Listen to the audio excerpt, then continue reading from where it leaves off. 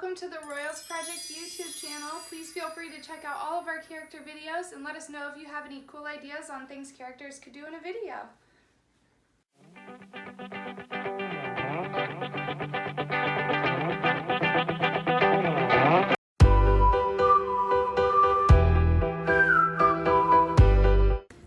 Hi, it's Anna, and today I'm going to be reading The Tale of Two Bad Mice by Beatrix Potter and published by F. Warney and Company. Once upon a time, there was a very beautiful doll's house. It was red brick with white windows, and it had real muslin curtains and a front door and a chimney. Wow, look how nice it is. It belonged to two dolls called Lucinda and Jane. At least it belonged to Lucinda, but she never ordered meals. Jane was the cook, but she never did any cooking because the dinner had been bought ready-made in a box full of shavings. Well, that's handy. I can't cook either. There were 2 red lobsters and a ham, a fish, a pudding, and some pears and oranges. They would not come off the plates, but they were extremely beautiful. I wonder how they eat them then. One morning, Lucinda and Jane had gone out for a drive in the doll's perambulator. There was no one in the nursery, and it was very quiet. Presently, there was a little shuffling, scratching noise in the corner near the fireplace, where there was a hole under the skirting board. Tom Thumb put out his head for a moment, and then he popped it again. Tom Thumb was a mouse. Oh no.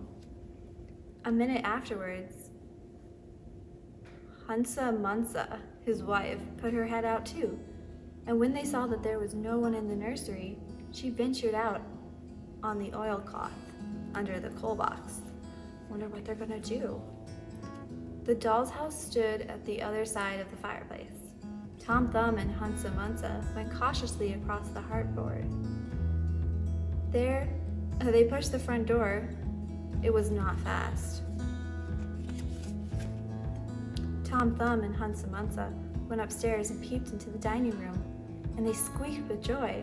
Such a lovely dinner was laid out upon the table. There were tin spoons, lead knives and forks, and 2 jolly chairs, all so convenient. Oh no! Tom Thumb set to work at once to carve the ham. It was beautiful shiny yellow, streaked with red. The knife crumpled up and hurt him. He put his finger in his mouth. It's not boiled enough. It is hard. You have a try, Hunsa Munsa. Wonder why they can't cut it. Hunsa Munsa stood up on her chair and chopped the ham with a lead knife.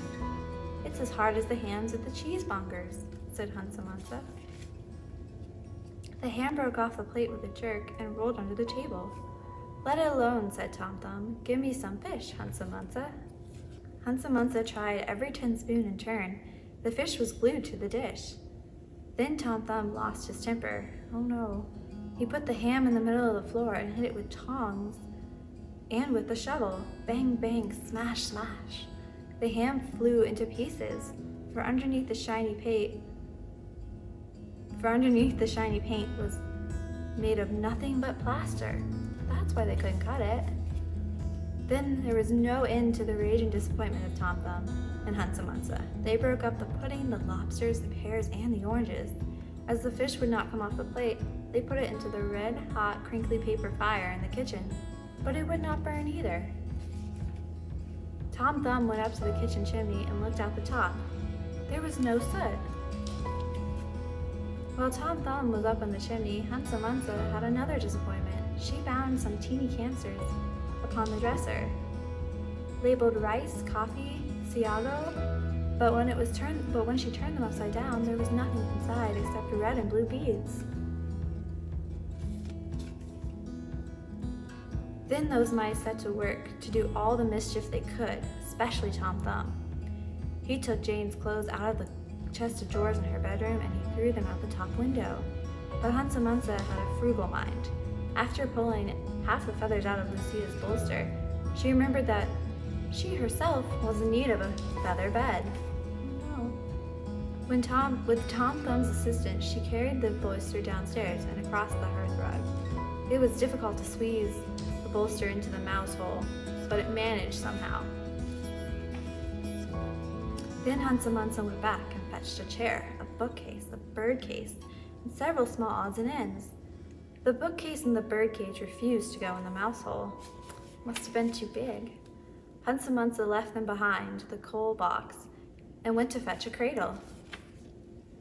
Hansa Mansa was just returning with another chair when suddenly there was a noise of talking outside the landing. The mice rushed back into their holes, and the dolls came into the nursery.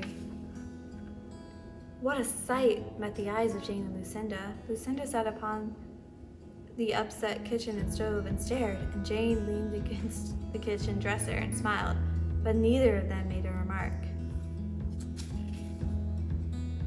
The bookcase and the bird cage were rescued from under the coal box, but Hansa Mansa had got the cradle and some of Lucinda's clothes.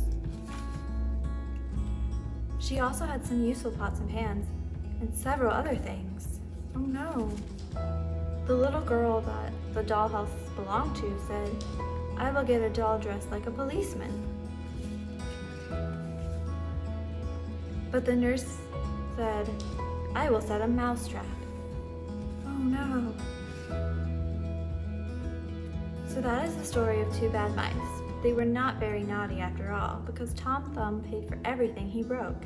He found a crooked sixpence under the hearthrug, and upon Christmas Eve, he and Hansa Mansa stuffed it into one of the stockings of Lucinda and Jane.